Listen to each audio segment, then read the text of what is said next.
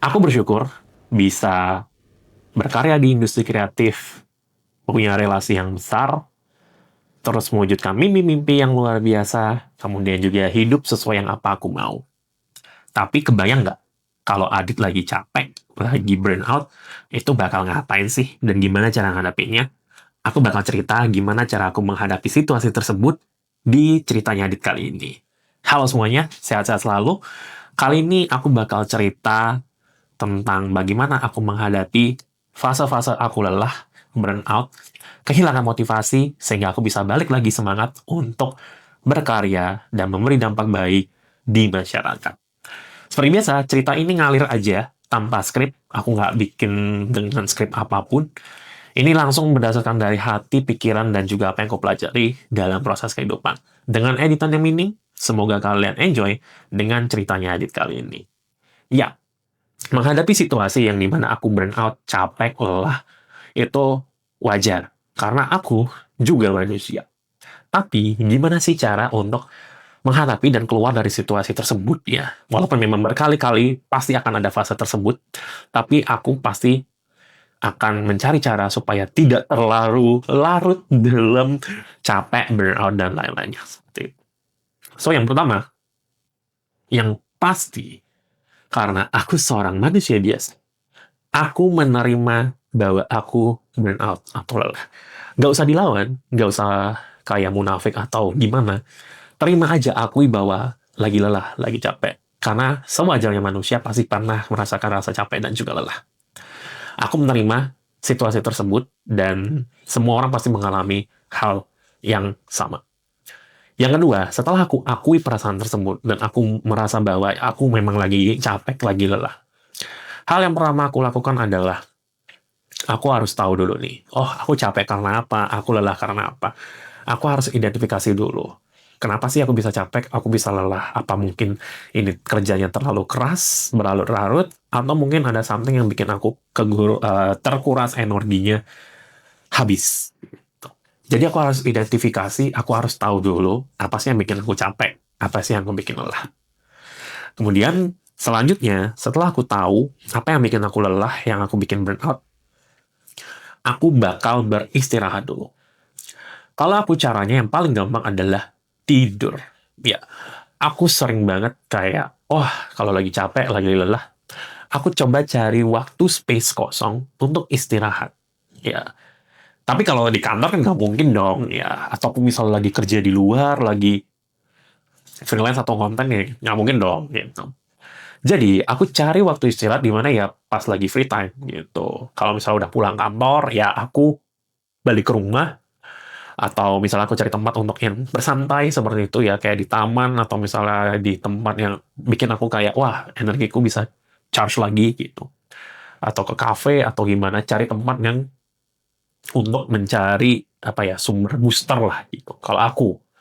Nah, tapi aku paling sering adalah aku akan istirahat di rumah, ya aku akan tidur gitu ya. Karena kadang energi kan pasti terkuras habis ya. Jadi harus istirahat untuk memulihkan energi tersebut. Karena analoginya kayak gini. Misalnya nih, aku udah kerja. Bateraiku kan pasti 100% dong. Ya, karena aku akan bekerja, menyelesaikan tugas-tugasku, ya, termasuk juga pas konten atau pas freelance, atau pas lagi kegiatan. Tapi ada momen yang dimana wah, udah kerja nih dari pagi sampai sore. Pasti baterainya akan turun, gitu. Dari 100% misalnya jadi 30, gitu. Nah, ini kan udah lumayan capek dong. Nah, pasti harus cari cara supaya semangatnya itu bisa balik lagi. Jadi ya, aku biasanya untuk istirahat, time break, ataupun juga mencari hiburan supaya bisa tercharge kembali. Gitu. Jadi, cari versi istirahat terbaik versi masing-masing ya. Kalau aku biasanya istirahatnya tidur ya. Atau kalau misalnya lagi di luar ya aku cari tempat yang tenang gitu untuk relaxing time gitu. Terus kalau aku lagi burnout juga, aku berusaha untuk tidak melakukan apapun dulu. Ya, kenapa? Karena kadang kalau aku salah melakukan sesuatu di situasi yang lagi tidak memungkinkan buat aku untuk maksimal, hasilnya bakal jauh lebih jelek, jauh lebih parah dari itu. Jadi aku berusaha untuk tenangin diri dulu, ya, gak usah ngambil apapun dulu, tenang dulu ya supaya kondisinya stabil. Nah, pas sudah stabil, barulah kita ngambil langkah-langkah, ngambil cara supaya bisa kembali lagi, bisa recharge kembali. Gitu. Terus, yang bisa dilakukan juga adalah aku mencari hal ya yang bisa menyenangkan diri sendiri, bisa naikin mood booster. Misalnya, kalau aku kan lumayan suka food traveling nih, food hunter gitu kan. Aku cari makanan biar moodku balik gitu. Atau misalnya lakuin hobi yang menyenangkan gitu. Kalau aku kan suka jalan-jalan juga. Jalan-jalan lah misalnya ke mall, kalau misalnya emang mentok-mentok gitu deh, ke taman kota, atau misalnya ke tempat yang kayak, wah ini suka, asik banget kayaknya untuk cari, apa ya, nyari sesuatu yang refreshment gitu. Terus juga ke pantai, atau ke tempat-tempat wisata pas lagi weekend atau libur gitu, itu juga bisa.